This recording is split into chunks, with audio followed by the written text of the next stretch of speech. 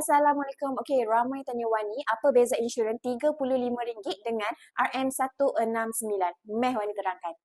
Okey, untuk insurans RM35 ni, dia basic saja tau. Dekat dalam tu, kita bagi panduan isi TM2 dan TM3.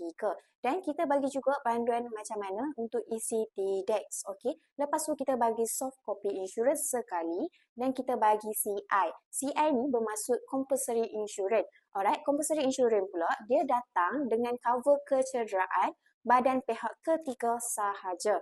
Okey, kalau berlaku kemalangan, kita salah, pihak satu lagi minta ganti rugi untuk kenderaan mereka, kita kena bayar guna duit sendiri.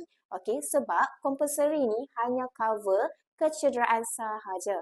Okey, kalau hampa nak ambil package insurans yang lebih sedikit, hampa boleh ambil package insurans RM169 ni. Package RM169 ni, dia sama je dengan package RM35 ni. Cuma dia ada ekstra sedikit kita bagi. Okey, daripada segi towing 25 km. Lepas tu kita bagi VI. VI tu adalah voluntary insurance. Tadi kita bagi VI saja. Yang ni kita bagi CI dan VI sekali. Iaitu compulsory insurance dan voluntary insurance. Dan kita bagi juga free map tempat-tempat yang menarik. Alright, apa yang VI tadi tu? VI tadi tu adalah dia cover kenderaan pihak ketiga ataupun harta benda pihak ketiga.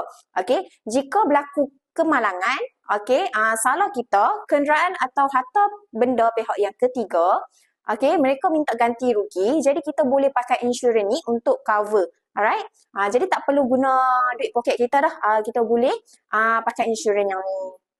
Alright, so kalau hampa nak ambil yang basic RM35 pun boleh, tak ada masalah. Tapi kalau nak yang lebih lengkap sikit dan senang hati, hampa boleh terus ambil RM169.